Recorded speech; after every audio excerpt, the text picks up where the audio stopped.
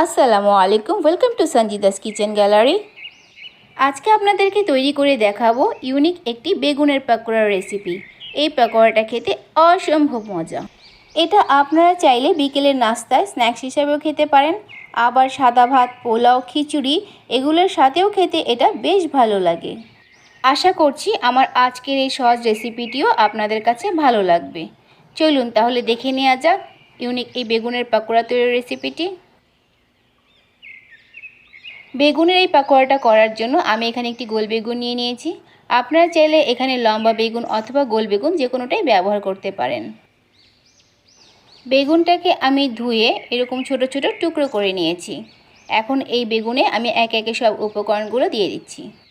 প্রথমেই দিয়ে দিচ্ছি 1 চামচ হলুদ গুঁড়া, দিয়ে দিচ্ছি 1 চামচ মরিচ গুঁড়া, দিয়ে দিচ্ছি স্বাদ অনুযায়ী লবণ, দিয়ে দিচ্ছি 1 চামচ ধনিয়া গুঁড়া, দিয়ে দিচ্ছি 1 চামচ জিরা গুঁড়া, দিয়ে দিচ্ছি 1 চামচ গরম মশলার গুঁড়া, দিয়ে দিচ্ছি 1 চামচ আদা রসুন বাটা, দিয়ে দিচ্ছি 2 টেবিল চামচ পেঁয়াজ কুচি। পেঁয়াজটাকে আমি একটু লম্বা করে টুকরো করে নিয়েছি। দিয়ে দিচ্ছি 3টি কাঁচামরিচ কুচি। কেউ যদি ঝালটা বেশি খেতে চান তাহলে মরিচের পরিমাণটা বাড়িয়ে দিতে পারেন। দিয়ে দিচ্ছি 1/4 কাপ ধনিয়া পাতা কুচি।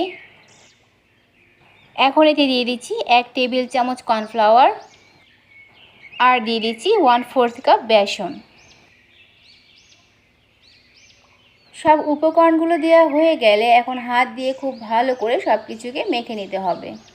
মাখানোর শুরুতেই এখানে পানি দেওয়ার প্রয়োজন নেই, কারণ মাখাতে মাখাতে এটা এমনিতে একটা আঠালো ভাব চলে আসবে। তারপরেও যদি পানি দেওয়ার প্রয়োজন হয় তাহলে খুব সামান্য একটু পানি ব্যবহার করা যেতে পারে। আমার মাখানোর এই পর্যায়ে মনে হচ্ছে একটু পানি লাগবে, তাই আমি সামান্য পানি ব্যবহার করছি। পানিটা দিয়ে আবার সব কিছুকে খুব ভালো করে মেখে নিতে হবে। যখন দেখবেন একটা পাকোড়ার শেপ দেওয়া যাচ্ছে তখন বুঝবেন মাখানোটা কমপ্লিট হয়ে গেছে। আর এই পাকোড়ায় বেসনের পরিমাণটা কিন্তু একটু কমই থাকবে, কারণ খুব বেশি বেসন দিলে এই পাকোড়াটা খেতে ভালো লাগবে না। আমার মিশ্রণ থেকে পাকোড়ার শেপ দেওয়া যাচ্ছে, তার মানে এটা মাখানো কমপ্লিট হয়ে গেছে। আমি এখন এটাকে ভাজতে চলে যাব। ভাজার জন্য চুলায় পরিমাণ মতো তেল দিয়ে বসিয়ে দিয়েছি। তেলটা গরম হয়ে গেছে। আমি চামচের সাহায্যে পাকোড়াগুলোকে অল্প অল্প করে ছেড়ে দিচ্ছি। আমি পাকোড়াগুলোকে চামচের সাহায্যে পাতলা পাতলা করে লম্বা লম্বা করে দিচ্ছি। আপনারা আপনাদের পছন্দ মতো যে কোনো শেপে করে নিতে পারেন।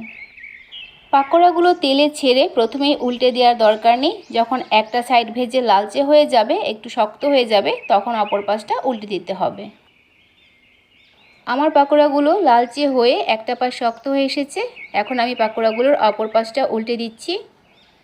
পাকোড়াগুলোকে খুব বেশি হাই হিটে ভাজা যাবে না। এখানে চুলার হিটটা মিডিয়াম রাখতে হবে, কারণ হাই হিটে ভাজলে পাকোড়াগুলো তাড়াতাড়ি লালচে হয়ে পুড়ে যেতে পারে। তাই পাকোড়াগুলোকে লো হিটে আস্তে ধীরে ভেজে নিতে হবে। আমার পাকোড়াগুলো ভেজে দুই পাশ লালচে হয়ে এসেছে। আমি এখন পাকোড়াগুলোকে তুলে একটি কিচেন টিস্যুর উপর নিয়ে নিচ্ছি। এতে করে পাকোড়ার গায়ে থাকা এক্সট্রা তেলটা এই কিচেন টিস্যুটা অ্যাবজর্ব করে নেবে। তৈরি হয়ে গেল দারুণ স্বাদের ইউনিক এই বেগুন পাকোড়া রেসিপিটি। দেখলেন তো কত সহজ একটি রেসিপি এবং কত সহজে চটজলদি তৈরিও করে ফেলা যায়। আর এই পাকোড়াটা যে কত মজা সেটা তৈরি না করলে কখনোই বুঝবেন না। তাই এটা বাসায় তৈরি করুন। আশা করছি ছোট বড় সকলের কাছে খুবই ভালো লাগবে। আজ তাহলে এই পর্যন্তই। দেখা হবে পরবর্তীতে অন্য কোনো রেসিপি নিয়ে। সেই পর্যন্ত সবাই অনেক বেশি ভালো থাকবেন। আর আমার চ্যানেলে এরকম নিত্য নতুন রেসিপির আপডেট পেতে চাইলে চ্যানেলটির সাথেই থাকুন। আল্লাহ হাফেজ।